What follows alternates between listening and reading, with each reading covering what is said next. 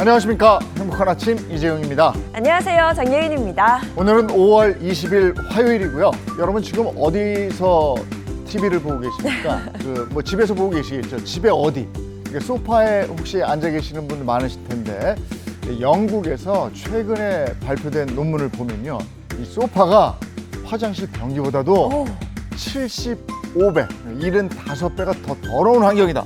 이렇게 돼 있습니다. 지금 아마 TV 보시다가 깜짝 놀라서 소파가 이렇게 생각하시는 분들 많으실 거예요. 특히 소파에서 식사를 하거나 잠을 잘 경우 박테리아가 더 번식할 수 있다고 합니다. 그럴 때는 소파에 베이킹 소다를 뿌리고 20분에서 30분 정도 그냥 둔 후에 진공 청소기로 흡입하면 먼지나 세균을 좀 줄일 수 있다고 하니까요. 여러분 참고하세요. 오늘 저희는 분노 유발자들 그리고 머니 이렇게 준비해놨습니다. 네, 오늘 분노 유발자들에서는요, 직장 내 괴롭힘 문제가 심각하다고 합니다. 관련 내용 짚어보도록 하겠고요. 이어지는 머니에서는 1억 모으기 챌린지, 요즘 이 이야기 참 많이 들리더라고요. 관련해서 좀 짚어보도록 하겠습니다. 자, 화요일의 행복한 아침 본격적으로 시작할게요.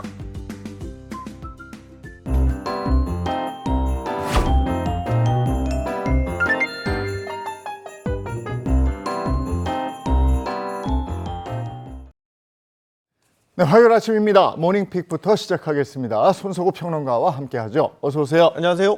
네, 오늘 첫 번째 모닝픽 어떤 겁니까? 네, 첫 번째 모닝픽은 배추도 닭도 고공행진입니다. 네, 정말 배추도, 닭도라는 말이 나올 정도로 요즘 장 보는 게 무섭다 이런 말씀 참 많이 하고 있습니다. 근데 배추랑 닭도 좀 네. 오르고 있다는 거예요? 네, 먼저 올해 1분기 김치 수입액이 역대 최고치를 경신했다는 소식입니다. 18일 관세청 수출입 무역 통계에 따르면요, 올해 1월부터 3월까지 김치 수입 금액은 4,756만 달러로 지난해 같은 기간보다 16.7%나 증가한 것으로 파악됐습니다. 수입국별로 보면 미국에서 1,000달러 정도만 수입한 걸 제외하고는요, 모두 중국에서 수입한 것으로 조사됐습니다. 이처럼 김치 수입이 증가한 이유로는 이상 기온 등의 영향으로 배추 가격이 급등하면서 수입 의존도가 커졌다는 분석인데요.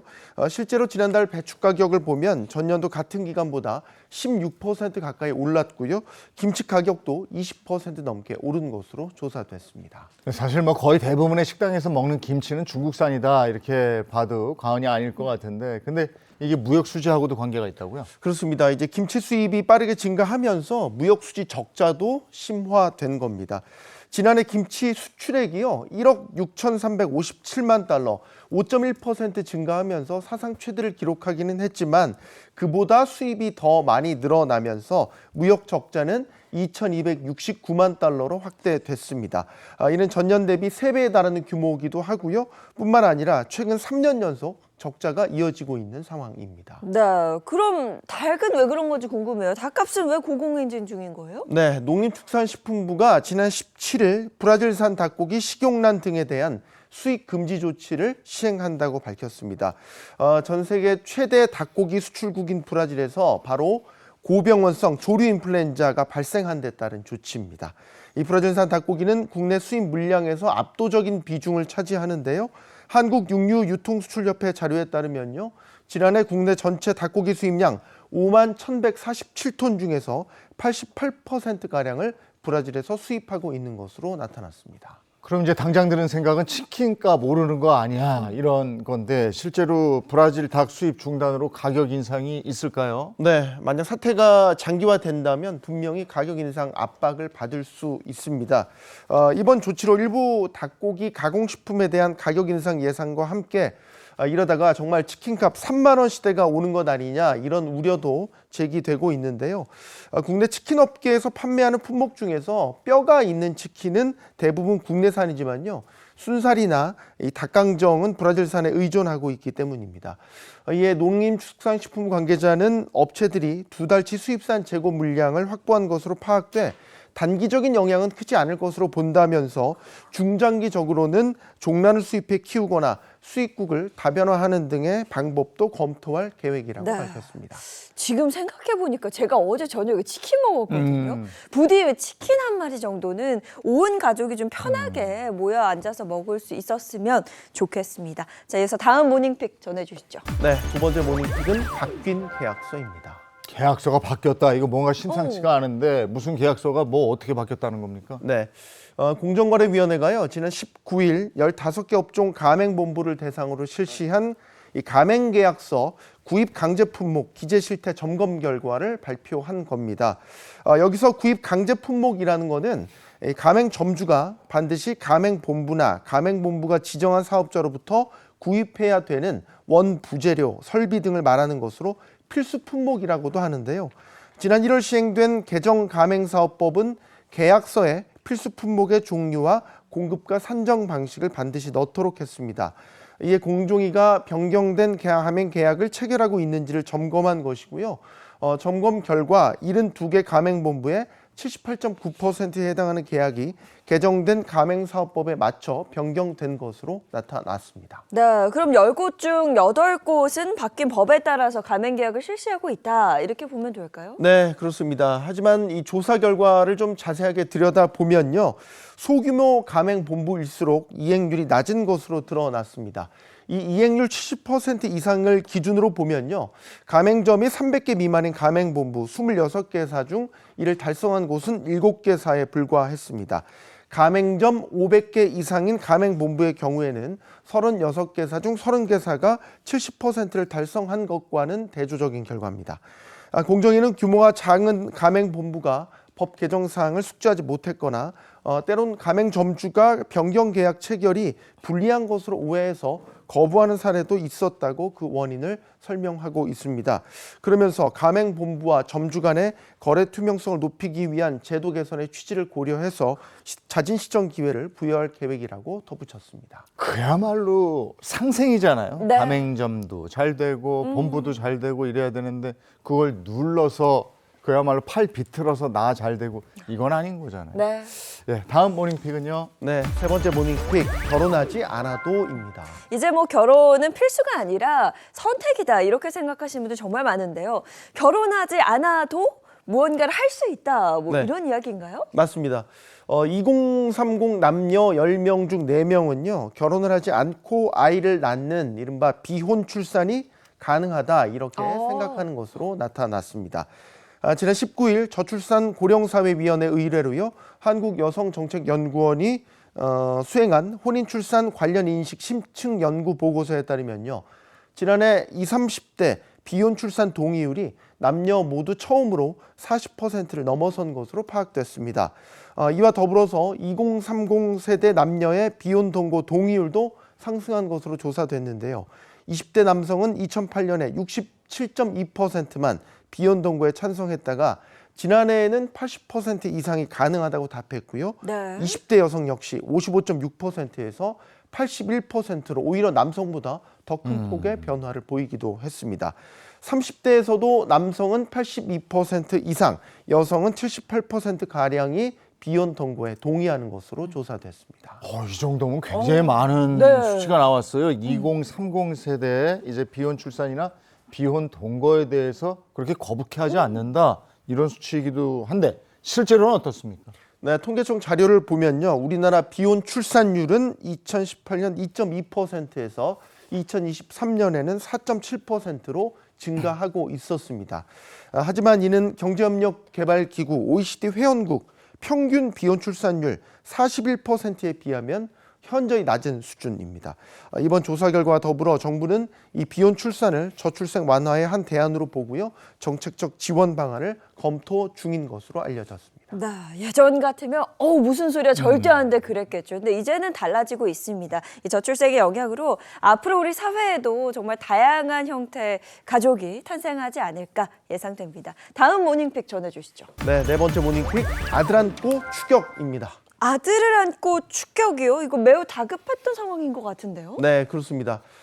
충북 청주의 한 대형마트였고요. 아들과 함께 장을 보던 한 남성이 갑자기 아이를 안고 달리기 시작한 겁니다. 알고 보니까 이 남성 청주 흥덕경찰서의 홍석은 경사였는데요. 홍 경사는 휴무일에 마트를 찾았다가 익숙한 인상착의의 인물을 발견했고요. 순간 그가 절도 용의자라는 사실을 알게 됐습니다. 게다가 이 용의자 마트를 돌면서 44만 원 상당의 물품을 훔친 생필품 절도이었다고 합니다. 경찰이 다른 것도 아닌 마트에서 절도 용의자를 봤어요. 맞닥뜨렸어요. 그래서 그 절도범을 잡았어요. 네, 홍 경사는 아이를 안은 채 마트 밖으로 나간 용의자를 추격하기 시작했고요. 결국 인근 육교에서 붙잡아 검거에 성공했습니다. 자, 그런데 붙잡고 보니까 이 절도범 이날도 마트에서 물품을 훔쳐 달아났던 길이었다고 합니다. 한편 해당 영상이 화제가 되자 누리꾼들은 정말 멋진 경찰이자 아빠다.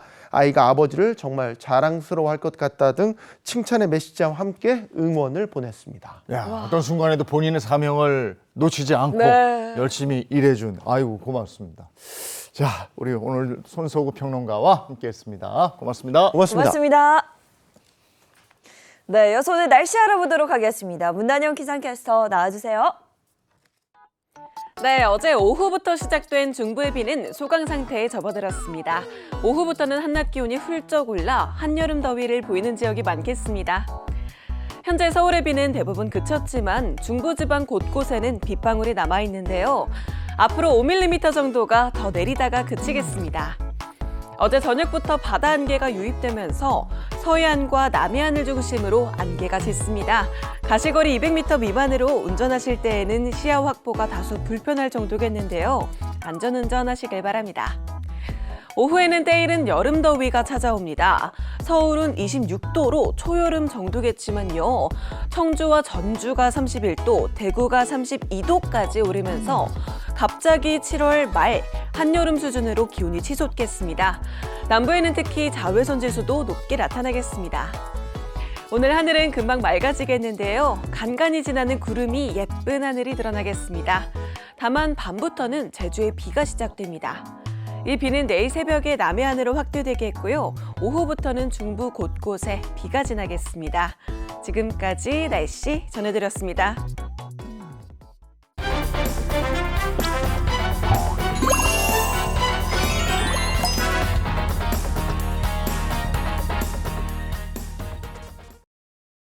참을 수 없는 순간들 대신 분노해 드립니다. 속 터지는 현실을 파헤쳐보는 분노 유발자들. 오늘도 신인선 씨 그리고 김미경 변호사와 함께합니다. 어서 오세요. 네, 안녕하십니까.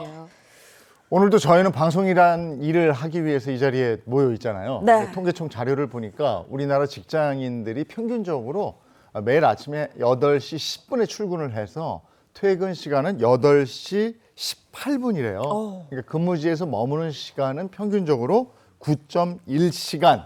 그러니까 직장에서 그만큼 오래 머무는 거예요. 굉장히- 같이 동료들하고 그렇게 그렇죠. 있는 시간이 많다는 거예요. 긴 시간을 보내는 곳이 직장이다 이 이야기인데 이 오랜 시간을 보내면서 때로는 동료들과 선의의 경쟁을 벌이기도 하고요. 또 때로는 의지하고 마음을 나누는 존재가 되기도 합니다. 그런데 어떤 이들에게는 이 직장이 매일 나를 고통 속으로 몰아놓는 끔찍한 장소이기도 하다고 하는데요. 오늘 분노 유발자 그 주제 공개합니다.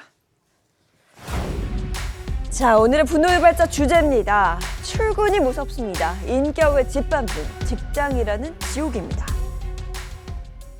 이 주제 듣자마자 떠오르는 인물이 있는데 이 분인가? 이 사람은 사람, 지금 네. 어떻게 살고 있는지 모르겠어요. 그때 직원들 머리를 뭐 빨간색, 초록색으로 억지로 염색시키고 회의 때 가만히 있는 직원한테 비비탄 총을 쏘질 않나. 또 본인 별장에 데려가서 살아있는 닭을 화살로 이렇게 해서 쏘라고 막 지시하고 그야말로 엽기적인 행각을 벌인 저 사람이군요. 네. 네, 회장이 있었잖아요. 네, 너무 충격적인 사건이라 정말 생생합니다. 이런 뭐 극단적인 괴롭힘 같은 상황이 아니더라도 매일 출근하는 직장에 내 인격을 모독하고 말살하는 곳이라면 누가 그 직장을 다니고 싶겠어요. 네, 직장에서 겪게 되는 끔찍한 이 사건들, 충격적인 사건이 많은데요. 인선 씨가 유형별로 정리했다고요? 네, 맞습니다. 인격을 짓밟는 직장이란 지옥. 첫 번째 유형 보여주세요. 첫 번째는요. 망가진 꿈, 악몽 같은 첫 직장입니다. 네, 우리가 겪어봐서 알겠지만 첫 직장이 굉장히 중요하거든요. 네. 근데 그 첫 직장에 출근하는 설레임 이런 것도 있지만 긴장되고 뭐 이런 것도 있어요. 네. 근데 가서 생활해 보니까 직장이 공포다. 와, 이거는 뭐 너무너무 힘든 거죠. 이게 새 희망을 갖게 하는 그런 곳이어야 될 텐데 말이에요. 네, 저도 첫 직장 들어갔을 때 지금도 생생한데 뭔가 이제 내가 사회에서 내 역할을 할 수 있겠구나라는 그런 부푼 기대감 같은 게 있었거든요. 첫 직장에서. 인선 씨는 어땠어요? 저도 첫 직장이라고 하면 뭐 뮤지컬 무대도 있지만 가수 첫 직장이 한 6년 전이었는데 전주에서 가요 교실이었어요. 오. 근데 2시간 정도의 시간을 주셨는데 노래 교실이면은 가르쳐야 되는데 너무 긴장해서 제가 혼자 노래를 1시간 반 동안 한 거예요. 공연을 했군요. 네, 긴장을 네. 너무 해가지고. 근데 그때 당시에는 너무 긴장하고 그랬는데 지금은 너무 소중하고 행복했던 아까 이재용 아나운서님이 말씀한 것처럼 정말 소중한 꿈을 찾는 그런 첫 자리였었는데 네. 근데 누군가에게 이 첫 직장이 아주 끔찍한 기억으로 남는다는 거는 제 입장에서 너무 슬픈 일인 것 같아요. 네. 네, 맞습니다. 먼저 첫 번째 사건을 말씀드릴게요. 20대 여성 A씨는 전북 남원의 한 금융기관에 입사를 했고요. A씨가 맡게 된 주요 업무는 창구 수납 업무였습니다. 그런데 출근을 하자 정작 A씨에게 요구된 일은 점심시간에 밥을 짓는 일이었습니다. 금융기관에 취업을 했는데 거기서 밥을 지으라고 그래요. 이게 요즘 같은 세상에 말이 되는 겁니까? 안 되죠. 말이 안 되죠. 네. 그런데 밥을 짓는 일은 시작에 불과했다는 겁니다. A씨는 점심시간에 맞춰서 쌀을 씻고 밥을 짓는 일을 인수인계 받은 데 이어서 남자 화장실 수건을 빨아서 가져오라는 지시까지 받게 됐는데요. 관련된 피해자의 음성을 직접 확인해 보겠습니다. 수건은 이용하시는 분들이 세탁해오는 게 좋을 것 같다고 정중하게 말씀을 드렸어요. 그랬더니 굉장히 역정을 내시면서 또 남자 직원들한테 빨아오라고 할 수 있냐 라고 하면서 이렇게 너희 엄마한테 가서 물어보라고 상사가 수건 빨아오라고 하는데 그렇게 말할 수 있겠냐고 이런 식으로 부모님까지 거들먹거리시면서 좀 이렇게 무례하신 폭언을 이렇게 하시더라고요. 아니 마땅히 내가 해야 할 업무가 있는데 지금 보니까 밥을 지으라고 하거나 아이고. 그 남자 화장실에 있는 수건을 빨아오라. 이거는 상식적으로 이해가 가질 않습니다. 근데 여기서 다가 아니라 폭언까지 했다는 거죠. 그런데 이제 문제는 이때부터 A씨를 향한 괴롭힘이 또 시작이 됐다는 거예요. 네, 그렇습니다. A씨가 이건 좀 아닌 것 같다면서 이 일을 거부하자 그때부터 본격적인 괴롭힘이 시작됐다고 하는데요. 상사인 이 사장이 회의 시간에 6대 예절 지침이란 항목을 인쇄해서 직원들에게 나눠줬다고 하는데 그 내용을 살펴보면 상사가 부르면 즉시 일어서자, 상사의 화를 자기 성장의 영양소로 삼자와 같은 내용들이 포함되어 있었습니다. 6가지 항목이 말만 6가지고 다 똑같은 말이에요. 또 보시면 뭐 한마디로 무조건 상사의 말을 따라야 한다 뭐 이 말 아니겠습니까? 네, A씨는 직장 상사로부터 이런 압박을 받은 데 이어서 다른 상사들로부터 면전에서 이러니 다들 널 싫어한다. 너 같은 걸 누가 좋아하냐? 라는 막말을 듣는가 하면요. 상처받으면서 뭐하러 직장에 다니냐? 나가도 된다. 라는 말까지 들어야 했습니다.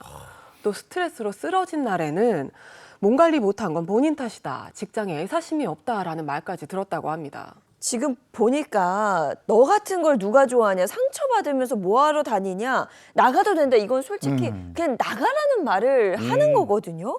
근데 너무 저는 이렇게 듣기만 해도 화가 나는데 상사에게 면전에서 이 얘기를 들으면 얼마나 억장이 무너질까 이런 생각이 듭니다. 근데 이게 참는 게 능사는 아니잖아요. 네, A씨는 처음에는 회사에서 계속 본인 탓을 하니까 내 잘못인가 생각을 하다가 너무 힘들고 답답한 마음에 녹음 등 직장 내 괴롭힘 증거들을 모으기 시작했는데요. 이렇게 모은 증거를 가지고 고용노동부에 신고를 했습니다. 그런데 고용노동부에서 이것을 조사하다 보니 발견된 문제가 한두 가지가 아니었는데요. 직원들이 납부할 돈이 아닌 조합 출자금을 매달 10만 원씩 직원들로부터 걷는가 하면 회식할 때 여직원들에게 상사에게 술을 따르라는 지시도 빈번했던 것으로 알려졌습니다. 이게 들어보니까 비리에 성희롱에 갑질까지 있었는데요. 직장 내 괴롭힘이라는 문제는 다 있었던 거네요. 당연히 법적인 조치가 취해졌겠죠. 네, 지난 4월 A씨가 제기한 손해배상 청구 소송에서 법원 판결은 가해 임직원들이 A씨에게 손해배상을 하라고 내려졌는데요. 전직 이사장은 A씨에게 800만 원, 다른 전직 지점장들과 이사들은 각각 200만 원에서 500만 원을 지급하게 됐습니다.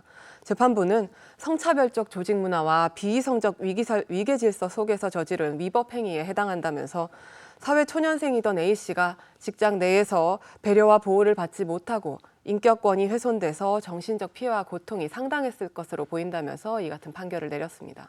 재판부의 얘기처럼 그 사회 초년생이 직장에서 어떠한 배려와 보호도 받지 못한 채로 얼마나 네. 두려움과 그야말로 분노와 공포에 떨었겠습니까?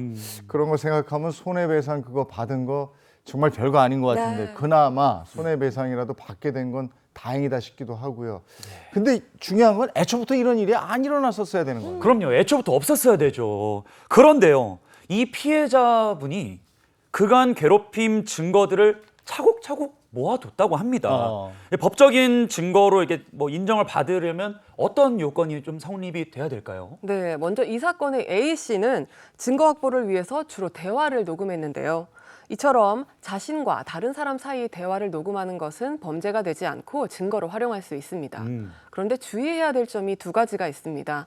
첫 번째는 녹음기를 켜놓고 책상이나 화장실 등에 녹음기를 둔 채로 자리를 떠나서는 안 된다는 겁니다. 내가 없는 자리에서 있었던 대화를 녹음하는 것은 불법 감청으로 범죄 행위에 해당할 수 있습니다. 그리고 두 번째는 내가 속한 대화를 녹음하는 것이 범죄가 되지는 않더라도 상대방의 음성권을 침해하는 것이 돼서 손해배상을 해줘야 할 상황이 생길 수 있다는 겁니다. 그렇기 때문에 증거 확보를 위해서 녹음이 필요하다면 이 녹음이 아니면 다른 방법이 없는 상황에서 최소한으로만 녹음을 이용해야 할 겁니다. 네, 물론 뭐 직장 내 괴롭힘 그런 일이 없어야겠지만 만약 있다면 방금 말씀드린 이 방법들 생각해서 적절한 네. 대처를 했으면 좋겠습니다. 자, 그리고 이 사회초년생을 상대로 있었던 괴롭힘 이번에는 또 어떤 일이 있었을까요? 네, 이번에는 한 공기업에서 벌어진 사건인데요. 공기업 직원이 인턴 사원에게 위계 질서를 강조하면서 막말을 일삼은 겁니다. 공기업 직원 A씨는 인턴 사원에게 상급자가 말을 하면 하급자는 지시를 이행해야 한다라는 이런 주입식 교육을 하면서 나는 성골이고 너 같은 인턴은 육두품이다라는 말을 한 것으로 알려졌습니다. 이 사람은 지금 21세기 대한민국에 사는 겁니까? 아니면 신라 시대 사람이 여기 와 있는 건지 기가 막히네. 정말. 지금 시대의 성골 육두품 이런 얘기를 하고 있어요. 이런 말도 안 되는 차별이고 모욕이고 이렇잖아요. 네, 맞습니다. 그런데 이 직원은 이 발언뿐만 아니라 너처럼 리액션 안 해줄 때 짜증난다. 앞으로 내가 말할 때마다 네라고 답변을 해라. 가르칠 맛이 안 난다. 라고 하면서 상습적으로 자신의 지위를 이용해 강압적인 말들을 내뱉었습니다. 심지어 인턴이 자기 발언을 녹음하고 있다는 사실을 알게 되자 휴대전화와 노트북을 열어서 녹음 파일을 삭제했는지 확인했고 본인과의 일을 외부에 누설하지 않겠다는 각서 작성을 요구했습니다. 게다가 인턴 사원이 이를 거부하자 취업에 지장을 주겠다는 식의 발언까지 한 것으로 알려졌습니다. 아니 이게 정말 치졸하다고 느껴지는 게요. 간절한 마음으로 취업을 위해서 온 인턴 사원에게 그 절실함을 이용해서 네. 막말을 하고 폭언을 이어갔습니다. 이런 인턴 사원들이 이런 일을 당했을 때 어떻게 조치를 취할 수 있을까요? 네, 일단 알려진 바에 따르면 이 인턴 사원은 계약 만료 전에 퇴직을 했고요. 해당 직원은 감봉 처분을 받은 것으로 알려졌습니다. 이 직원 A씨는 인턴 사원에게 원치 않는 각서 작성을 요구했고 거부하면 취업에 지장을 주겠다고 했기 때문에 이 인턴 사원은 A씨를 협박죄로 고소할 수 있을 것으로 보이고요. 이에 따른 정신적 피해에 대한 손해배상도 청구할 수 있을 것으로 보입니다. 직장에서 조치는 그 해당 직원 그냥 감봉 처리한 감봉, 거예요. 네. 네. 그리고 피해 요건 다죠. 좀 지나면은 그대로 또 원상복구 되는 그렇죠. 거거든요. 네. 아이고 참. 다음 사건은요. 직장 내 괴롭힘 때문에 사회 초년생이 목숨을 잃은 사건입니다. 이거 어떤 사건입니까? 네, 지난 2023년 5월 한 20대 청년이 스스로 생을 마감한 사건이 있었습니다. 당시 25살이던 이 청년은 유서 한 장 남기지 않고 사망하게 됐는데요. 이에 의문을 가진 청년의 친형이 혹시 몰라 열어본 휴대전화에는 충격적인 내용의 녹음 파일들이 담겨 있었습니다. 모두 86건의 통화 파일이 저장돼 있었고 녹음 파일마다 한 사람이 폭언으로 가득 차 있었는데요. 이 목소리의 주인공은 다름 아닌 청년의 직장 상사였습니다. 직장 상사에게 어떤 모진말을 들었길래 죽음까지 이어졌을까요? 구체적으로 어떤 내용이 담겨 있었죠? 네, 이 청년은 직원이 채 5명도 되지 않는 소규모 회사에 다녔는데요. 이곳은 청년의 첫 직장이었고 그곳에서 만난 A씨는 20년 경력의 40대 남성이었습니다. 그런데 이 남성은 피해자 청년에게 폭언을 서슴지 않았는데요. 구체적 발언들을 보면 내일 아침부터 한번 맞아보자라는 말부터 부모까지 쫓아가서 해를 입히겠다는 협박까지 있었습니다.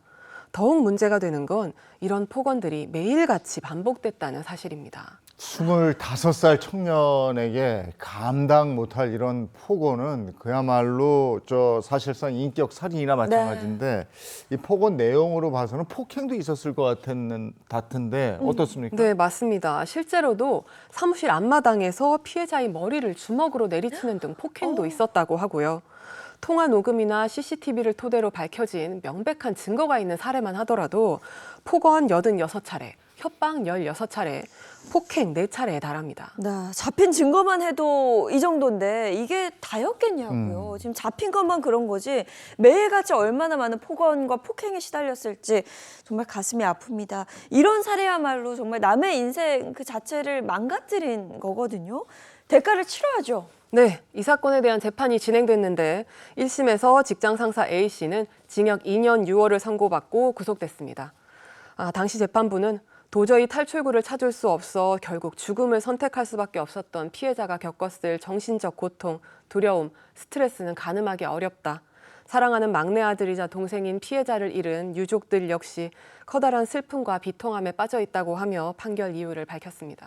근데 가해자가 자신의 죄를 인정하지 않았다고 합니다. 이건 또 무슨 말이에요? 네, 직장 상사 A씨가 피해자의 사망에는 자신의 괴롭힘이 아닌 다른 이유가 있었다라고 주장하면서 항소를 한 겁니다. 이 유족들은 제대로 된 사과도 없이 이어진 항소 때문에 또 한 번 상처를 받아야 했습니다. 그렇죠. 결국 지난해 11월 대법원은 협박, 폭행, 정보통신망법 위반 혐의로 기소된 A씨에게 선고된 징역 2년 6개월을 확정했습니다. 법적으로 형량을 받았습니다마는 이 유가족은 얼마나 참담하고 비통한 마음이 들겠습니까? 저희가 듣는 내내 네. 정말 소름 끼치는데 말이죠. 자, 두 번째 유형은 어떤 게 있습니까? 인격을 짓밟는 직장인한 지옥. 두 번째 유형 보여주세요. 두 번째는요. 근로자가 아닌 현대판 노예입니다. 네, 분명히 나는 근로자로 출근을 했는데 마치 노예처럼 부려졌다. 뭐 이런 이야기 같아요. 근데 요즘에도 뭐 노예 이런 말이 나올 만큼 믿기지 않습니다. 이게 실제로 있었던 일인가요? 네, 이번 사건은 국민권익위원회에 신고가 되면서 알려진 사건인데요. 교직원과 교사들이 단체로 이사장과 이사로부터 수년 동안 직장 내 괴롭힘을 당했다고 신고가 된 겁니다. 네, 이게 학교에서 선생님들이 참다 못해서 결국은 신고를 하신 것 같은데 구체적으로 어떤 직장 내 괴롭힘이 있었나요? 네, 강원도의 한 학교법인에서 벌어진 이 사건의 구체적 사례들을 살펴보면요. 먼저 이사장은 개인적 용무를 볼 때 교직원들에게 사적 심부름을 예사로 시켰고요. 교직원에게 매일 집으로 점심과 떡을 배달하도록 했습니다. 교내 잡초를 제거하거나 잔디를 깎는 일에 선생님들이 동원되기도 했고요. 또 이사장의 아내가 상임이사였는데 교직원을 집으로 불러서 자신이 머리 손질을 시켰고 명절마다 인사와 선물은 물론이고 명절 음식을 만들 것을 강요하기도 했습니다. 그리고 이 과정에서 이사장 부부가 모욕적 발언과 폭언을 하기도 했습니다. 야, 이거 얘기를 들어보니까 진짜 학교 선생님들을 무슨 귀족이 하인 부리듯이 막 그렇죠. 이렇게 한 건데 이것도 모자라서 더 기가 막힌 일이 있었다면서요? 네, 이사장 칠순잔치에 선생님들이 노래를 비롯한 장기자랑을 해야 했는데요. 여기에 축하 명목으로 돈까지 모아서 전달했다고 합니다. 장기자랑에 동원된 한 선생님은 엄마 아빠 생시 때도 안 한 일인데 눈물이 났다고 하기도 했고요. 이뿐만 아니라 행정실 직원들은 매월 회비를 걷어서 이사장 생일과 명절에 사용한 것으로 알려졌습니다. 네, 뭐 시키니까 장기자랑을 막 하다가 내가 여기서 지금 뭐 하고 있는 거지? 이런 생각이 자괴감이 들죠. 드는 거죠. 그런데 이 학교 법인이요. 이번 조사를 통해서 또 다른 실체가 드러났다고 하죠. 네, 조사를 통해서 드러난 이 학교 법인의 실체는 비리의 온상과도 같았는데요. 교직원들이 동의를 받지 않고 매월 임금에서 2만 원씩을 걷어서 학교 잡비로 쓰는가 하면 행정직원에게 각종 수당을 적게 지급해서 1억 2,200만 원을 체불하기도 했습니다. 또 50건이 넘는 교내 공사를 할 때 공사비를 부풀 부리거나 대금을 쪼개서 주기도 했고요. 또 이뿐만 아니라 학교 법인에다가 건물에 자신의 숙소를 짓고 각종 전자제품을 교비로 사들였고요.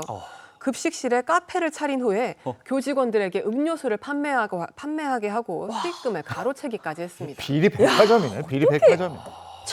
거의 무슨 황당하네요. 예능 프로그램 같이 활동을 하고 있는데 직장 내 괴롭히면 비리까지 뭐 이 정도면 종합 세트 같은 느낌인데 좀 약간 무섭거든요. 이 학교법인 지금 어떻게 돼 있나요? 네, 지난해 4월 고용노동부는 이 학교법인에 과태료 2억 6,900만 원을 부과했습니다. 이 식사 준비와 공사, 작업도 종원 등 직장 내 괴롭힘과 수당 축소 지급 등 총 27건에 대한 처분이었습니다. 또 이사장 부부 등 6명에게 과태료 총 2,200만 원을 부과하기도 했습니다. 앞서 이 학교법인 이사회는 지난해 2월 해당 이사장의 해임안을 의결했는데요. 이 이사장은 건강 등을 이유로 교육청 감사에 계속 불응하고 있는 상태라고 합니다. 근데 이거는 그냥 이사장 해임하고 여기서 뭐 과태료 내고 이런 수준에서 끝낼 일이 아닌 것 같은데 막 이렇게 더 캐면 캘수록 나올 것 같은데 이 사람 더 처벌할 수 있는 방법은 없는 겁니까? 네, 있습니다. 학교에 자신의 숙소를 짓고 교비로 각종 물품을 구매한 행위나 카페 수익금을 가로채는 행위 등은 횡령죄나 배임죄가 성립할 수 있을 거고요.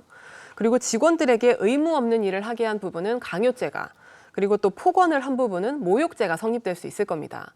그렇기 때문에 직원들이 고소와 고발이 있으면 신속하게 조사가 진행돼서 가해자들을 처벌할 수 있을 것으로 보입니다. 네, 앞서 우리가 봤지만 아주 멋대로 행동을 한 거예요. 이 사건 앞으로 어떻게 진행될지 조금 더 지켜봐야 할 것 같습니다. 자, 그리고 최근에는 군대에서도 이와 비슷한 일이 있었다고요? 네, 지난 4월 육군 수도군단장과 그 가족이 1년 넘게 갑질을 했다는 폭로가 나왔습니다. 그 폭로 내용을 살펴보면 비서실 근무자에게 너희 사모님이 무릎이 안 좋아서 운동을 해야 하니 좀 알아오라고 하더니 한 수영장의 아쿠아로빅 수업을 대신 접수하게 했는데요. 이 때문에 비서실 직원은 새벽 4시부터 줄을 서야 하는 일이 있었고요. 또 자녀 결혼식 당일에는 새벽 5시부터 운전은 물론 결혼식 내내 잡무를 도맡아 하도록 했고요. 식사 인원이 150명 한정이니 인원이 다 차면 밥을 먹지 말라는 얘기까지 했다고 합니다. 이 공무와 관련된 일은 찾아볼래야 찾아볼 수가 없고 다 사적인 일을 공식 기관에 있는 그쵸. 군인한테 시킨 거잖아요. 오. 말도 안 되는 일이 벌어졌고 근데 여기서 끝나는 게 아니고 더 황당한 일이 있었다면서요. 그렇습니다. 해당 군단장은 중고거래까지 비서실 직원을 동원해서 시켰는데요. 자신의 반려 앵무새용 새장이나 손목시계, 러닝머신 등을 중고거래하는데 비서실을 동원한 겁니다. 또 야구 등 스포츠 경기 VIP 티켓 구해오기, 관사 화단 감따기, 관사 반려동물 밥 주기 등을 지시한 것으로 알려졌습니다.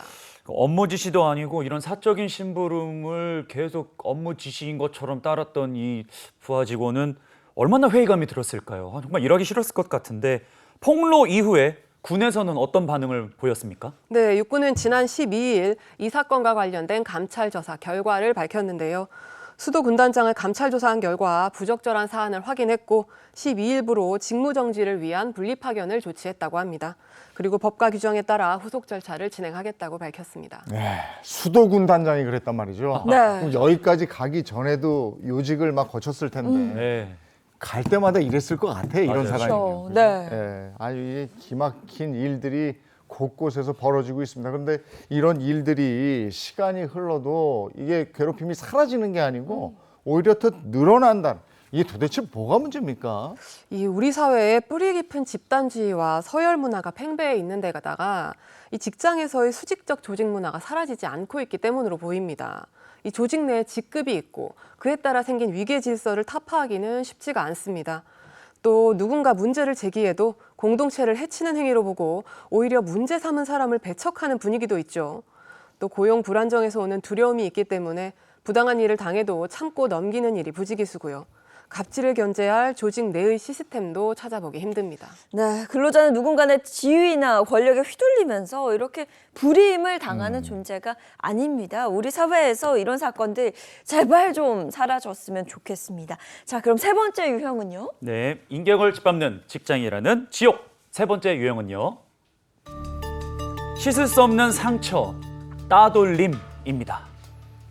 이 학교 다니면서 따돌림, 왕따 이런 얘기는 들었는데 직장에서도 이런 일이 있어요. 그러니까 성인이 돼서 직장에 갔는데 직장에서도 따돌림이 있고 왕따가 있다. 어떤 사건입니까? 네, 지난해 11월 영주시의 한 도로에 세워진 차 안에서 시청에서 근무하는 공무원이 숨진 채 발견됐습니다. 당시 공무원은 다음과 같은 문자 메시지를 남겼는데요. 직원들이 나 때문에 힘들다고 한다. 직원들이 차가운 눈총과 말, 행동들, 비아냥거림 너무 힘들다라는 메시지였습니다. 이에 유족들은 직장 내 괴롭힘으로 이 공무원이 숨졌다는 의혹을 제기했습니다. 일단 문자 메시지 내용상으로는 직원들 사이에서 많이 고립되어 있지 않았나라는 추측이 듭니다. 실제로 이에 관해서 밝혀진 부분이 있을까요? 네, 올해 2월 이 사건과 관련해 영주시 직장 내 괴롭힘 조사위가 밝힌 내용을 살펴보면요. 네. 숨진 공무원이 부서에서 개인 운전기사 노릇을 했고요. 요일을 특정해서 점심시간에 일명 간부 모시기라는 의전을 요구당했다면서 상당한 심리적 압박을 받은 것으로 조사가 됐습니다. 특히 해당 공무원이 민원 서비스 평가 데이터를 부풀리라는 부당한 지시를 받았는데 이를 거부하자 조직 내에서 마찰을 빚은 것으로 파악이 됐습니다. 결국 이 사건 이후 해당 공무원은 팀장임에도 업무에서 배제가 됐습니다. 네. 이에 조사위는 여러 정황상 해당 공무원이 직장 내 괴롭힘을 당한 것으로 판단된다는 결과를 내놨습니다. 네, 숨진 공무원이 직장 내에서 따돌림을 당했다 이렇게 유족들이 주장한 것으로 알려졌는데요. 이와 관련해서는 어떤 결과가 나왔을까요? 네, 해당 공무원이 팀 내에서 따돌림을 당했다는 주장에 대해서는 이 부당한 질책과 업무 배제로 고립감을 느꼈을 수 있겠다라고 했지만 객관적 증빙이 부족하다고 판단했는데요. 그러면서 왕따였다는 정황은 짐작할 수 있다면서 이 같은 행동이 극심한 심리적 압박을 가했을 것으로 판단된다고 했습니다. 그러니까 정황상 왕따가 맞는데 네. 이걸 증명할 만한 객관적인 증거가 없다. 뭐 이렇게 된 거예요. 그러면 따돌림을 어떤 식으로 증명할 수가 있습니까? 이 사실 직장 내 따돌림을 입증하는 건 쉽지가 않습니다. 우선 이를 목격한 동료의 진술서가 있다면 굉장히 큰 도움이 되고요. 부당하게 업무를 배제시킨 이메일이나 문자 메시지도 증거가 될 수 있습니다. 또 이로 인해서 정신적 스트레스로 정신과 진료를 받았다면 해당 진료 기록도 증거가 될 수 있습니다. 그런데 이 사건을요, 시에서 은폐하려고 했던 정황까지 포착됐다고 해요. 네, 맞습니다. 영주시는 이 사건을 인지한 후에 즉시 조사를 하지 않았고요. 사건 조사 계획이 세워지자 그 다음 날 이 공무원을 전산상 퇴직 처리를 하고 증거가 될 수 있는 직장 메신저와 개인 메일 등의 자료를 삭제한 것으로 확인이 됐습니다. 이에 경북도가 영주시에 대해 기관 경고를 했다고 합니다. 야, 이게 정말 이게 강압적인 조직 문화에서 이런 일이 일어나면요. 그 조직은 이걸 숨기기에 급급하죠. 네. 야, 이거 밖으로 새 나가지 않게 조심해. 다 네. 입단속 잘 시켜. 뭐 이런 식인데. 근데 그 또 다른 일이 또 벌어졌죠. 네, 이번에는 직장 동료를 따돌린 것도 모자라서 단체로 폭행까지 한 사건인데요. 광주의 한 회사에서 일하던 A씨는 직장 상사로부터 3년가량 괴롭힘을 당했습니다. 그런데 이 괴롭힘은 상상을 초월하는 것이었는데요. A씨의 생일, 상사의 주도로 모인 동료 직원들이 속칭 생일빵을 하겠다며 A씨를 회사 실험실로 불렀습니다. 그러더니 A씨를 의자에 앉히고 테이프로 묶은 뒤에 고무망치와 주먹 등으로 수십 차례 폭행을 한 겁니다. 이것도 모자라서 이들은 폭행 후에 기념사진을 찍어서 단체 대화방에 공유하면서 A씨를 조롱하기까지 했습니다. 또 설비 검사용 바늘로 A씨 신체를 찌르는 등 수차례의 폭행까지 이어갔습니다. 이건 왕따를 시킨 수준은 넘어서 집단 폭행에 맞는 것 같은데요. 아이들도 아니고 어른들이 일하는 직장에서 이런 일이 벌어졌다는 게 상식 밖의 일이라 믿겨지지가 않네요. 네, 맞습니다. 결국 이 직장 상사는 징역 1년에 집행유예 2년을 선고받았는데요. 문제는 이 재판 과정에서 다른 직장 동료들이 위증을 했다는 겁니다. 회사에서 사이가 나쁘지 않았다, 피해자를 폭행하는 장면을 목격한 적이 없다라고 위증을 한 건데요. 사실 이 직장 동료들은 피해자를 때릴 때 고무망치를 가져다 주거나 폭행을 묵인한 것으로 뒤늦게 밝혀졌습니다. 아니 그럼 당연히 이 직장 동료라는 사람들도 법적인 처벌을 받아야 될 텐데 이 결과가 어떻게 됐습니까? 네, 처벌을 받았습니다. 한 직원은 징역 4개월에 집행유예 1년을 선고받았고요. 나머지 3명은 벌금 300만 원에서 500만 원을 선고받았습니다. 재판부는 위증죄는 국가심판권의 적절한 행사, 실체적 진실반견을 저해하는 범죄로 그 죄책이 가볍지 않다고 선고했습니다. 지금까지 사건들을 쭉 보면 자기 자리에서 성실하게 일하려고 했던 일반적인 직장인들이 직장 내 괴롭힘으로 무너져 가고 있었습니다. 그간 직장 문화가 뭐 드라마도 나오고 영화도 나오고 그래가지고 뭐라도 좀 달라진 줄 알았는데 이건 뭐 저만의 착각이었을까요? 근데 이게 우리가 오늘 얘기한 건 세상에 드러난 일이니까 이런데 직장 내에서 알게 모르게 행하는 그냥 무의식적으로 행하는 것들이 있죠. 이건 당신이 더 잘하잖아. 이거 좀 한번 해봐. 그 힘들게 이제 뭐 한단 말이에요. 결과가 안 좋으면 너 때문에 이게 이렇게 된 거 아니야. 책임을 전가하죠. 책임을 전가하죠. 그런 일이 뭐 그냥 무시로 일어나죠. 예. 우리 직장인들 정말 괜찮은 겁니까? 최근 관련 설문조사가 있었는데요. 직장 갑질 119가 지난해 12월 직장인 1,000명을 대상으로 조사한 결과에 따르면 3명 중 1명은 직장 내 괴롭힘을 겪은 적이 있다고 합니다. 그런데도 괴롭힘 이후 참거나 모른 척했다는 응답이 절반 이상이었는데요. 아예 회사를 그만뒀다는 답변도 24%에 달했습니다. 직장 내 괴롭힘을 당한 후에 신고했다는 응답은 17.8%에 그쳤습니다. 왜 신고를 안 했을까요? 저는 생각해보면 신고해도 뭐 크게 달라지는 게 없다라고 느꼈기 때문에 신고를 못한 게 아닐까? 네, 아무래도 이런 생각이 그렇겠죠. 들어요. 네, 이 조사에 따르면 지난해 한 해 직장 내 괴롭힘 신고 건수가 12,000건이 넘어서면서 역대 최다를 기록했다고 합니다. 그리고 이건 2020년과 비교했을 때 2배 이상이 된 거라고 하는데요. 신고했다는 비율이 낮음에도 이렇게 2배 이상이 되는 신고 건수가 크게 증가한 건 그만큼 우리 사회에서 직장 내 괴롭힘이 만연해 있다는 증거가 아닐까 싶습니다. 안타깝게도 신고한 사건들 중 법 위반으로 판단된 건수는 겨우 12%를 넘어선 수준이었습니다. 이게 신고를 한다고 해도 달라지는 게 없으면 직장 내 괴롭힘을 받고 있는 이 직원들은 도대체 뭘 어떻게 해야 되는 건지 모르겠는데 이 최근에는 정신적인 스트레스를 호소하는 분들도 굉장히 많이 늘었다고 들었고요. 네, 그렇다고 합니다. 최근 서울의 한 병원 연구팀이 조사를 했는데요. 직장 내 괴롭힘을 당한 근로자의 자살 시도 위험이 최대 4배까지 높아지는 것으로 나타났다고 합니다. 누군가가 싫어서 혹은 내가 상사라서 하는 이 괴롭힘이 당하는 사람의 입장에서는 정말 삶이 통째로 흔들릴 수 있는 그런 일이라는 말이기도 합니다. 네, 제도적으로도 보완할 점들이 있는데요. 직장 내 괴롭힘으로 인해서 퇴사를 할 경우 실업급여를 주는 것처럼 일정 기간 동안 지원을 해줄 필요가 있다고 생각을 합니다. 그리고 범죄가 되지 않는 직장 내 괴롭힘에 대해서도 가해자를 상대로 피해자가 손해배상을 청구한다면 좀 상당한 금액의 손해배상금이 인정됐으면 하는 바람입니다.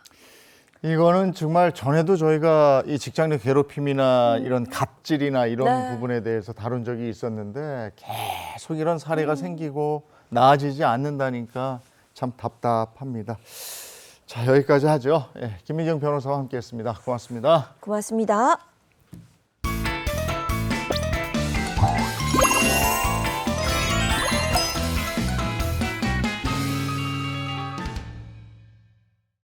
행복한 아침 함께하고 계신 지금 시각이 8시 13분을 향해 가고 있습니다. 이번엔 돈에 대한 고민 얘기 나눌게요. 뭐니 시간입니다. 나 요즘 SNS 보면 저는 그런 생각 들어요. 무슨 챌린지가 이렇게 많은 거야 싶을 정도로 정말 뭐 신곡 챌린지부터 시작해서 유행 챌린지 너도 나도 SNS에 인증을 하고 있습니다. 혹시 인선 씨는 챌린지 한 거 있어요?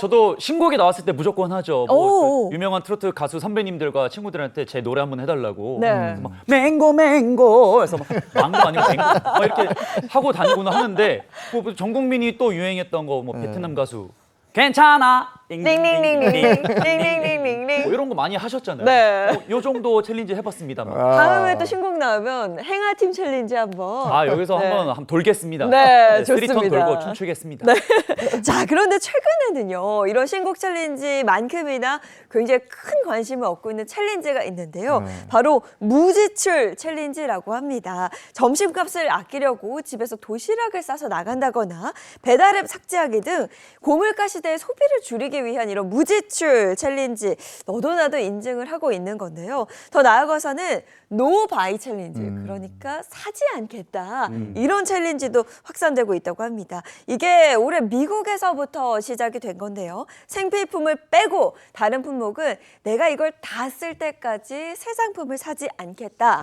이런 소비 방식을 뜻한다고 합니다. 얼마 전까지만 해도 막 쓰는 거 자랑하는 게 SNS에 그쵸? 막 돌아다니지 않았어요? 욜로족 네, 막 네. 이러면서. 그죠? 뭐 골프도 치고 나는 네. 뭐 이렇게 자유롭게 살아. 뭐 나는 이렇게 여행 가고. 리치하게 뭐 이런 거였었는데 네. 이제는 그게 아니죠. 그리고 또 1억 모으기 챌린지. 오. 네, 이런 거를 또 많이들 한다고 그러는데 1억 한번 모아볼까요? 오늘 김현우 소장님과 얘기를 나누겠습니다. 어서 오세요. 네, 어서 오세요. 안녕하세요. 반갑습니다.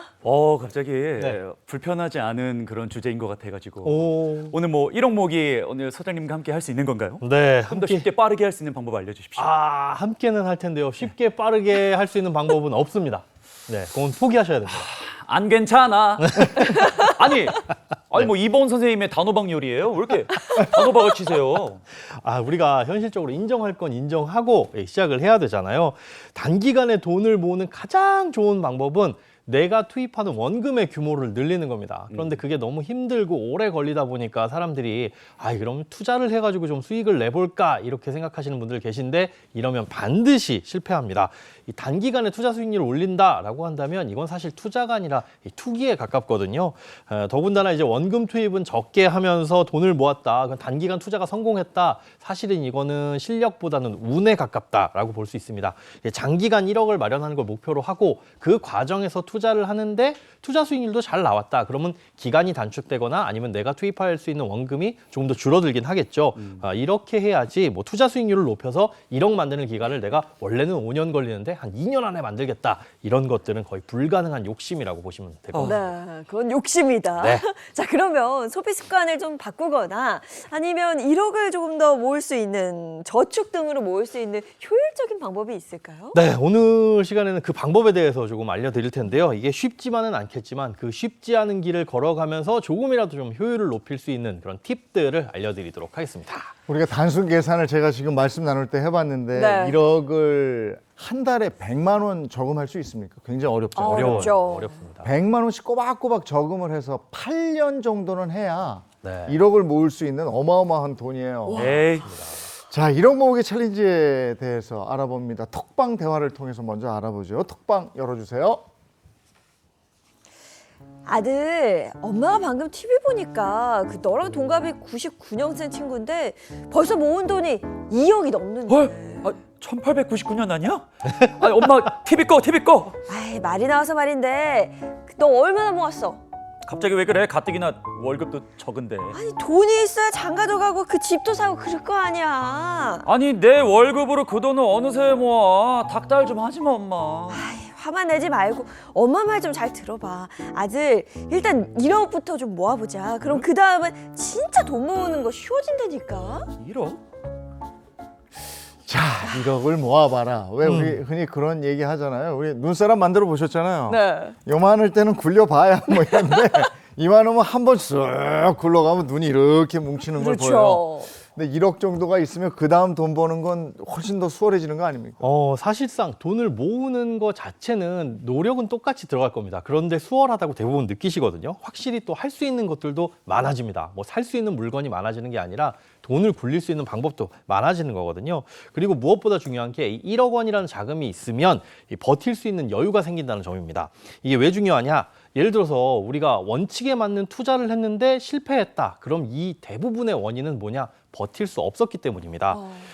내가 열심히 공부를 해가지고 어떤 투자 가치가 있는 뭐 주식이나 부동산을 매입을 했어요. 그런데 기다리면 반드시 오를 거라고 생각한 이 주식이 오를 때까지 기다리기 위해서는 다른 자금의 여유가 있어야 되거든요.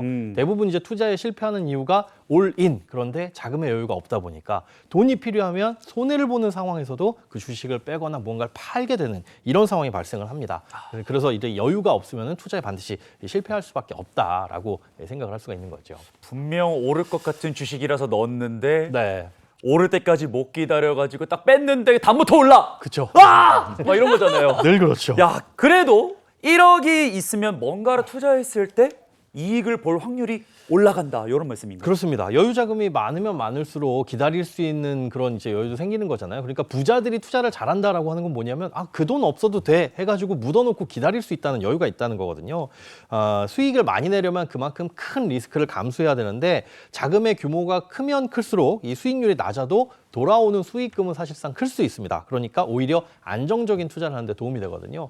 예를 들어서 10만 원을 우리가 정말 잘 굴려서 100% 수익을 냈다 해도 수익금은 10만 원입니다. 합치면 20만 원밖에 안 되죠. 그런데 1억 원이라는 돈이 있을 경우에 이걸 잘 분산해가지고 1%의 수익만 낸다 하더라도 100만 원입니다. 그러니까 시드가 커진다는 건 그만큼 분산할 대상도 많아지고 그만큼 안정적으로 투자를 할 수 있다. 이런 의미로 해석하시면 되는 거죠. 지금 내가 가진 게 없는데 뭐 1억 모아서 뭐 해? 이렇게 생각하셨던 분들도 이제 김현우 소장님의 이야기를 듣고 생각이 좀 달라졌을 것 같습니다. 자, 그럼 1억 모으기 전에 뭐부터 좀 체크하면 좋을까요? 제가 강조해서 일단 말씀드리고 싶은 건 1억이라는 돈을 만들 때 가장 중요한 포인트는 앞서 말씀드린 것처럼 원금의 이 규모를 늘린다. 저축액을 얼마나 늘리느냐. 이게 관건이고요. 저축액을 일단 늘려놨으면 내가 진짜 평상시에 1원 한 장, 10원 한 장 이렇게 아껴 쓰는 이 돈이 모아놓은 돈이 놀지 않고 계속 굴러가야 되잖아요. 그래서 어떻게 관리를 하느냐가 관건이라는 건데요. 그래서 일단 여러분들이 쓰시는 통장을 한번 점검을 해보셨으면 좋겠습니다. 기본적으로 가입하시면 좋은 금융상품들이 있는데요. 먼저 ISA라는 계좌가 있습니다. 이거는 이제 반드시 만들어야 되는 필수 통장입니다. 지난 2월 말 기준 보니까 ISA 가입자가 전국에 600만 명을 넘어섰고요. 가입 금액은 36조 원을 넘어섰다고 하는데 이게 많은 금액 같지만 저는 개인적으로 좀 의아한 게 아니 이걸 왜 아직도 안 만들고 계시지? 라는 생각이 들거든요. 이 ISA 통장은 3년 이상을 유지하게 되면 여기서 발생하는 이자에 대해서는 일정 부분 비과세 혜택을 주고 또 분리과세 혜택도 줍니다. 쉽게 얘기해서 세금 혜택도 주는데 이것보다 더 좋은 혜택이 뭐냐? 이 통장을 깨기 전까지 이 통장 계좌 안에서 발생하는 이자와 배당 소득에 대해서는 전혀 세금이 없다는 거예요. 이제 과세 이연의 효과거든요. 이 효과로 인해서 복리 효과를 낼 수 있다. 이게 가장 큰 장점이고 또 이 ISA 계좌는 매년 한도가 2천만 원씩 부여가 되는데 올해 넣지 않으면 그 넣지 않은 한도가 다음 연도로 2월이 됩니다. 그러니까 올해 2천을 안 넣었다, 내년에 4천, 그 다음엔 6천 이런 식으로 최대 1억 원까지 납입할 수 있으니까 미리 만들어서 일단 갖고 계시는 게 중요합니다. 네. ISA 통장이 있어요? 없어요. 아무도 없어. 당장 만들어야 되겠는데? 없어요. 네. 만들어야겠어요. 자, 이거 말고 또 만들어두면 좋은 통장이 뭐가 있어요? 네, 이제 파킹 통장이랑 CMA도 만들어두면 좋은 통장인데요. 둘 다 이제 하루만 맡겨놔도 이자가 붙는 좋은 통장입니다. 나한테 잠깐 머무를 돈, 그러니까 우리가 보통 월급을 받아가지고 짜투리 돈들 있죠. 아니면 비상금 이런 것들을 두기에 아주 좋은 통장인데 일반적인 은행의 수시입 출금 통장은 이율이 연 0.1%밖에 안 됩니다. 근데 보통 파킹 통장이나 이런 CMA 통장은 연 2%대 이율을 주거든요. 거의 뭐 20배가 넘는데 별도의 수수료가 발생하는 것도 아니기 때문에 뭐 안 만들 이유가 없는 통장이라고 볼 수 있는 거죠. 일단 파킹 통장이랑 CMA 통장, 네. 뭐 이거 짧은 시간만 넣어줘도 이자율이 높다라는 건 알겠는데 이 두 개의 차이점이 있을까요?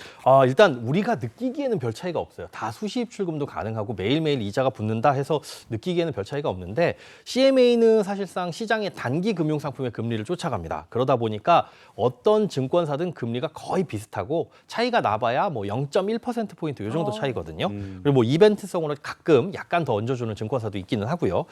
반면에 파킹 통장은 이제 은행에서 만들어주는 통장인데 필요에 따라 은행별로 금리를 결정을 합니다. 그러니까 은행들이 우리 고객 좀 신규 고객을 모집해야 되겠다. 그럼 이벤트성으로 높은 금리를 줘가지고 고객을 쫙 끌어모으는 거죠. 그래서 어느 정도 달성했다 그러면 쥐도새도 모르게 이제 살짝 내립니다.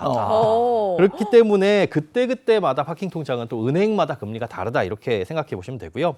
한마디로 이제 은행의 파킹 통장은 상황에 따라서 금리가 달라지고 뭐 CMA 통장 같은 경우에는 시중 금리의 영향을 받는다 이렇게 이해를 하시면 될 것 같습니다. 네, 저는 그럼 벌써 두 개를 만들어야 돼요. ISA 만들고 CMA를 만들어야 되는데 그럼 궁금한 게 있어요. 보통 몇 개의 통장을 가지고 네. 좀 굴린다고 해야 될까요? 내 월급을 굴리는 게 가장 좋을까요? 일단 돈을 관리하는 데 있어서 최소한 3개에서 4개 정도의 통장은 만들어 놓고 관리를 하셔야 되는데요. 이 통장 쪼개기라고 하죠. 이것만 하더라도 월급을 효율적으로 관리하고 새는 돈을 막을 수가 있습니다. 우선 주거래 통장, 이제 월급 받는 통장, 이런 통장 용도로 하나를 만들어 두시고요. 그리고 월세나 관리비, 뭐 보험료 이런 것들이 고정적으로 나가는 이런 고정 지출 있죠. 이 고정 지출 나가는 통장이 있어야 됩니다. 이 주거래은행 통장하고 같이 쓰셔도 되고요. 또 하나 있어야 될 게 외식비나 뭐 용돈, 쇼핑 같은 변동 지출은 우리가 좀 평상시에 잘 절제를 해서 써야 되거든요. 이 변동 지출에 대한 통장이 하나 있으면 좋은데 이런 돈은 우리가 절제해서 또 많이 쓰면 안 되니까 아예 적은 돈을 넣어놓고 처음부터 돈을 넣어놓고 이 안에서만 써야지 이렇게 통제를 하시는 게 좋습니다. 또 비상금용 통장을 만들어주는 게 좋은데 앞서 말씀드린 파킹 통장이나 CMA 통장 하나 만들어 두셔가지고 여기다 비상금을 넣어두시는 게 좋겠죠. 이 통장들을 이제 기본적인 통장으로 마련해 놓고 이 상황에 따라서 또 저축이나 투자 통장들은 별개로 또 만드시는 게 좋을 것 같습니다. 자, 이 통장 쪼개기의 핵심은 뭐냐? 돈의 흐름을 좀 잘 파악하고 새는 돈을 막는다. 그래서 내가 줄일 수 있는 지출을 최대한 줄여서 저축액을 높이는 목적이다. 이렇게 생각하시면 생각하시면 될 것 같네요. 이 통장들을 잘 활용하고 잘 굴리기만 해도 내 돈이 조금씩 더 불어갈 수 있다 이런 얘기고 체크리스트 한번 정리해 볼까요? 네, 1억 만들기 챌린지 일단 기본부터 제대로 다져보겠습니다. 일단 통장만 이용해도 혜택을 받을 수가 있는데요. 이것부터 놓치면 안 되겠죠. ISA 통장은 사실 필수고요. 비상금 통장은 그냥 어디에 방치해 두지 마시고 파킹 통장과 CMA 만들어가지고 여기다가 비상금 넣고 활용하시면 됩니다. 그리고 이 통장들 활용할 때 주거래 월급 통장, 고정지출 통장, 비상금용 통장, 지출 통장 이렇게 기본 통장 패키지라고 생각하시고 만들어 두신 후에 분리해서 돈을 분산해서 넣어두시기 바랍니다. 네, 요즘은 통장 만들고 굉장히 편해졌어요. 그냥 앱을 통해서 얼마든지 관리할 수 있으니까요. 여러분들 한번 통장 만드는 거 미루지 마시고 해보시면 좋을 것 같습니다. 자, 그럼 이번에는 1억 만들기 챌린지 어떤 방법으로 확인하면 좋을지 다음 톡방 열어볼까요? 어이, 퇴근했어. 이번 주 금요일 모임 나올 수 있는 거지, 죄드래곤? 아 오늘 야근 각이긴 한데 좀 늦게 가도 되지? 아이, 오기만 해. 오늘은 예인이가 크게 한턱 낼 거야. 예인이가? 오. 예인이 뭐 좋은 일 있어? 승진이라도 했어? 야, 승진이랑 비교도 안 되는 거. 야, 예인이 걔 코인 대박 터졌대. 아, 그때 나도 따라 살 걸. 예인이 부럽다. 나는 겨우 월급으로 저축이나 하는데 결국 과감하게 뭔가 투자하는 게 답인 건가?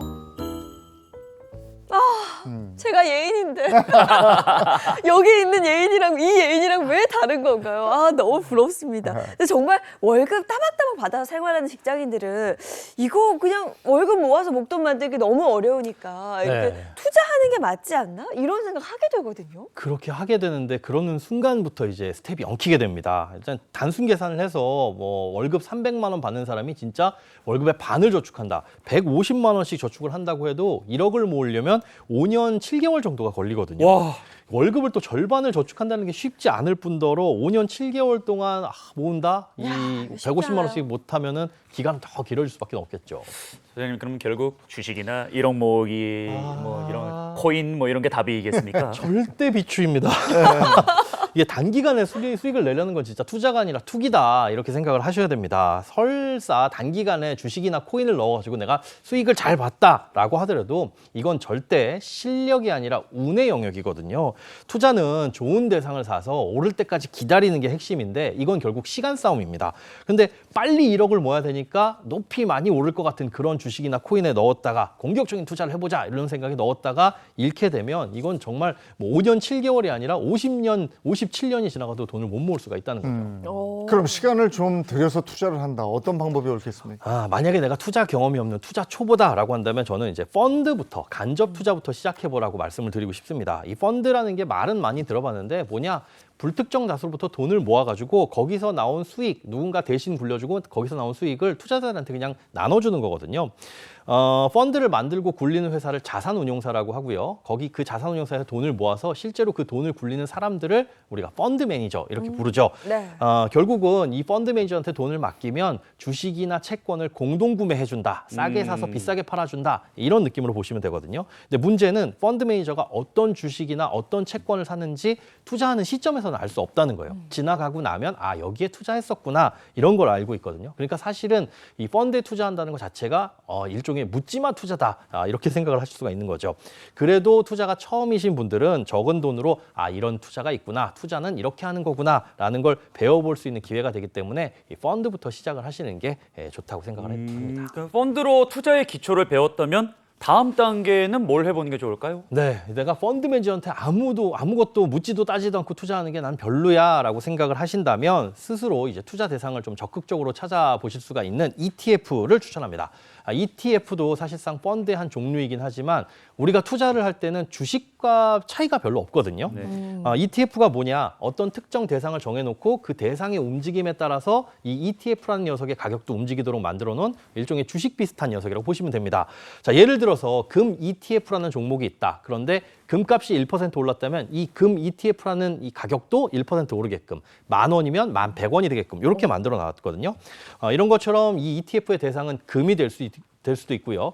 그다음에 주식시장 전체를 쫓아가는 뭐 시장 지수가 될 수도 있고 아니면 뭐 반도체 주식만 모으는 반도체 지수가 될 수도 있고 아주 우리가 상상할 수 있는 모든 것들은 거의 다 ETF로 상장돼 있다 이렇게 생각을 하시면 될 것 같습니다. 우리가 시장 전체, 우리나라 국내 주식시장에 투자를 하고 싶다, 시장 전체에 투자를 하고 싶다라고 한다면 국내 시장에 상장되는 주식을 전부 다 한 주씩 사야 되지만 ETF만 딱 한 주 사놓으면 시장 전체에 투자할 수 있는 이런 분산하는 효과가 있다라고 볼 수가 있습니다. 그런데 소장님, 모든 금융상품이 그렇듯 ETF도 단점이 있을 것 같은데. 단점이 있습니다. 제가 어떤 대상을 정해놓고 그 가격의 움직임과 동일하게 움직이게끔 만들어 놓은 게 ETF다라고 말씀을 드렸잖아요. 그런데 정확히 100% 일치하지는 않습니다. 이게 오차가 발생할 수 있는데 그건 자산운용사의 능력이라든가 아니면 수수료 때문에 발생하기도 하거든요. 또 레버리지 ETF라고 해가지고 2배, 3배로 움직이는 것도 있어요. 금값이 1% 오르면 이 ETF의 가격이 뭐 2%, 3% 이렇게 더 오르는 ETF들도 있는데 이런 레버리지 ETF들은 복리 효과 때문에 시간이 지날수록 오차가 커집니다. 그러니까 이런 것들은 절대로 장기 투자하시면 안 되고요.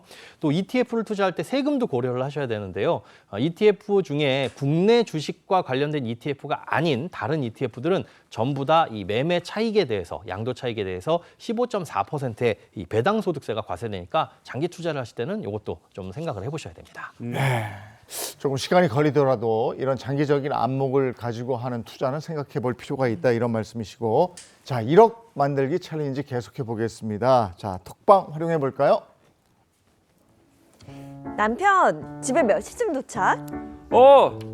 나 거의 다 왔는데 뭐 저녁 먹고 싶어서 그래? 뭐 좀 사갈까? 좋지. 그럼 오늘 치맥 어때? 나 할 말도 좀 있고. 어제 먹었다며. 아이, 뭐 큰일 있어? 나 긴장해야 돼? 아이, 무서운데 살짝 얘기 좀 해줘봐. 아니, 여보, 나 이직제의가 들어왔어. 뭐 연봉도 오르고 좋긴 한데 좀 두렵기도 하고. 근데 또 지금이 아니면 언제 내 커리어 업그레이드를 하겠어. 우리가 지금 40대니까 언제 또 기회가 올긴 모르긴 하지. 일단 치맥 한잔 하면서 다시 얘기해보자. 야, 대화를 보니까요. 40대 부부 중 아내가 이제 이직 때문에 고민을 하는 건데요. 네. 일단 솔깃한 내용이 연봉이 좀 오른다고 했습니다. 네. 자, 1억 모으기 지금 하고 있는데 이 연봉 어허. 오르는 거 연관이 좀 있을 것 같아요. 당연히 있습니다. 1억 모으기 비롯해서 목돈을 모으고자 하시는 분들이 간과하실 수 있는 부분이 있는데요. 한 푼 두 푼 아껴서 소비를 줄여서 저축액을 늘리는 것도 물론 중요하지만 이것보다 중요한 게 소득 자체를 키우는 일입니다. 그러니까 결국 내가 버는 수입이 많으면 그만큼 저축을 할 수 있는 여력도 높아지는 거잖아요. 이직이나 전업을 적극적으로 활용을 해서 소득을 더 높이는 거 이게 대단히 중요한 일이거든요. 사실 이 직장인들 같은 경우에는 안정적인 월급을 받다 보니까 어딘가 이직을 하거나 전업을 하는 게 쉽지는 않습니다. 업무 환경 바꾼다는 것 자체가 적응도 필요하니까요. 그렇지만 내가 월급이 불만족스럽다라고 한다면 한 살이라도 어릴 때 이직이라든가 전업을 통해서 이 커리어를 쌓거나 공부하는 이런 노력들도 꼭 반드시 필요합니다. 결국 내 커리어를 쌓아서 내 가치를 높이는 일이 내 수입이 올라가는 일이랑 직결이 된다는 말씀이시네요. 맞습니다. 그리고 여기서 한 가지 더. 수입이 올라갔을 때 상당히 조심을 하셔야 될 부분이 있는데 그 어떤 소비도 당연하게 여기지 마셔야 된다는 부분입니다. 흔히 이제 분에 넘치는 소비를 과소비라고 하죠. 이걸 하지 말라고 하는데 다들 이 분수에 넘치는 소비를 하는 경우들이 많이 있습니다. 왜냐하면 주변에도 그런 경우들이 많이 있거든요. SNS 같은 거 보면. 근데 우리가 그 SNS를 통해서 이 분수의 기준이 너무 너그러워졌어요. 남들 이거 사진 보니까 오마카세를 갔네? 가격 보면 뭐 한 끼에 10만 원. 맞아요. 이런 것들 먹고 뭐 파인다이닝. 남들이 하니까 나도 해도 되지 않을까? 월급도 조금 더 올랐는데 돈 벌기 시작하니까 뭐 차도 사도 되지 않을까? 이렇게 생각하기 쉽거든요. 근데 이런 식으로 당연한 소비 목록을 늘려가다 보면 저축은 꿈도 꾸시면 안 됩니다. 보통 나이가 들어가면서 이 나이엔 요 정도는 해야 되지 않을까? 뭐 이 나이에는 요 정도 차는 타야 되지 않을까? 요런 정도 동네에 살아야 되지 않을까? 뭐 이런 거 하는데 그런 소비는 없다는 거죠. 네, 맞습니다. 이런 동네에 살아야 되지 않을까 해가지고 열심히 돈을 모아서 좋은 집을 사는 거는 추천드리는데 소비 같은 것들은 늘리지 말라고 말씀을 드리고요. 무지출, 뭐 노바이 챌린지 앞에서 말씀드렸지만 약간 극단적인 면이 있긴 해도 그걸 목표로 실천하신다 이렇게 생각을 하시면 될 것 같습니다. 제가 많이 만나본 이 부자들의 공통점이라고 한다면 왜 그런 말 있죠? 있는 분들이 더하다. 아. 정말 아껴 쓰시는 분들이 많습니다. 악착같이 적은 돈도 소중히 하시는 게 공통점이라고 볼 수 있는데요. 또 이 공통점이 뭐냐? 이 필요하다고 생각되면 즉시 실천에 옮기는 공통점을 보이고 있습니다. 사실 부자들도 아껴 쓰고 필요하다고 생각하면 이 돈을 모으고 불리기 위해서 악착같이 노력한다는 사실을 잊지 않으셨으면 좋겠습니다. 네, 그럼 1억 모으기 챌린지 체크리스트 한번 확인해 볼까요? 네, 1억 만들기 챌린지 투자에 반드시 이 돈뿐만 아니라 시간도 들여야 한다는 거 명심해 두시기 바라고요. 그다음에 이 투자 초기에는 이 펀드를 투자를 해보시고 그 다음 단계로 ETF에 도전을 해보시기 바랍니다. 또 본질적으로 소득을 높이는 것만큼 효율적으로 이 목돈을 만들 수 있는 방법은 없습니다. 이직이나 전직으로 이 소득을 올리시는데 좀 노력을 해보시고요. 그리고 세상에 당연한 소비는 없다. 남의 기준에 그리고 어설픈 세상의 기준에 맞춰서 내 소중한 돈을 낭비하지 마시고 무조건 저축액을 늘리는 게 1순위다. 이렇게 기억해 두시면 될 것 같습니다. 네, 그리고 1억을 만드는 과정에서 배우는 것도 참 많을 것 같은데 우리는 1억 만드는 과정에서 뭘 배울 수 있을까요? 맞습니다. 사실 이제 시간이 흐르다 보니까 30년 전의 1억과 지금의 1억은 실질 가치가 많이 달라졌죠. 그럼에도 이 1억은 여전히 모으기가 어려운 돈이라고 느껴지는데요. 1억이란 돈을 모으게 되면 뭐 중간에 성취감도 생기겠지만 무엇보다 그 돈을 모으는 과정에서 내가 돈을 어떻게 다뤄야 되는지 그 적은 돈도 또 절제하는 습관도 기를 수가 있고요. 평범한 직장인이 1억을 만드는 거 사실 쉽지 않습니다. 그렇기 때문에 평범한 직장인이 1억 원을 만들려면 평범하게 살아서는 안 되거든요. 적은 돈도 아끼고 어떻게 하면 그 아낀 돈을 모으고 불려야 될지를 계속 고민하는 과정을 1억을 만드는 과정에서 겪게 됩니다.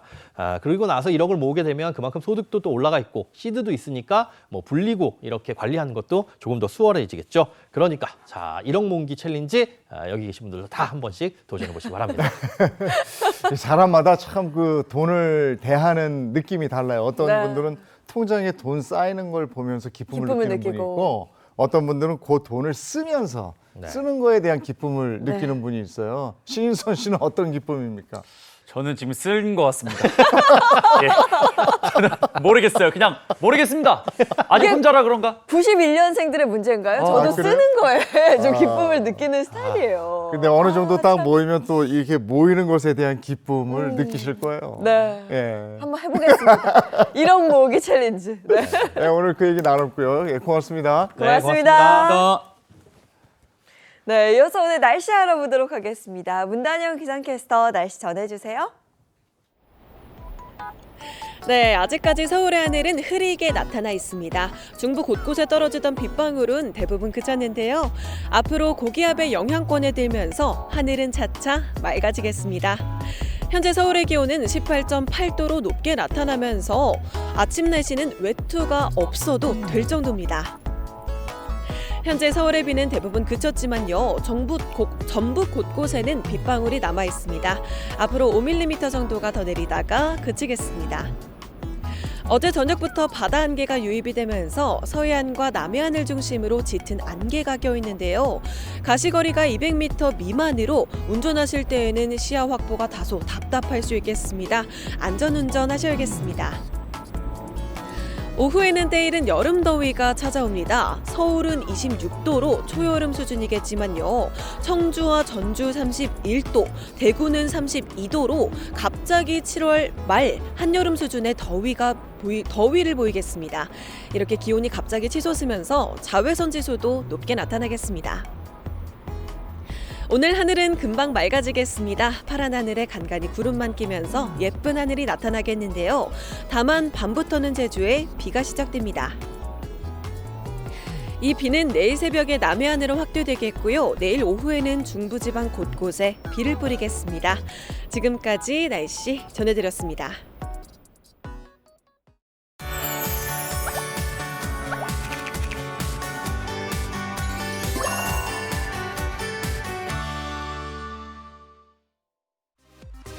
서울특별시 요트협회가 주간 주최한 요트대회가 지난 17일부터 이틀간 개최됐습니다. 이번 대회는 개회식과 협회장 취임식을 시작으로 양일간 5경기가 진행됐는데요. 오늘 이 대회를 통해 요트인 간의 유대가 더욱 깊어지고 우리 일반 비요트인께서는 이해를 넓히면서 그 열정이 한층 더 커지기를 기대하고 하는 마음입니다. 제3대 서울특별시 요트협회장으로 당선된 곽 회장은 공약을 통해 서울 내 대학 요트 동아리와 구체육회 소속 요트협회, 다양한 요트 종목의 활성화 지원을 약속했습니다. 이게 야외에서 커피 한잔하고 이런 네. 계절이 거의 없거든요. 네. 5월이 제일 그런 매력이 있는 달인데 계속 비가 와요. 비 오고 날 흐리고 날 흐리면 또 몸도 축 처지거든요. 이럴 때일수록 아침에 에너지가 확 올려서 힘내셨으면 좋겠습니다. 좋은 하루 보내시고요. 저희는 내일 아침 7시 30분에 돌아올게요. 행복한 아침, 행복한 하루 되십시오. 고맙습니다. 고맙습니다. 즐거운 밤의 세상 Play the next channel A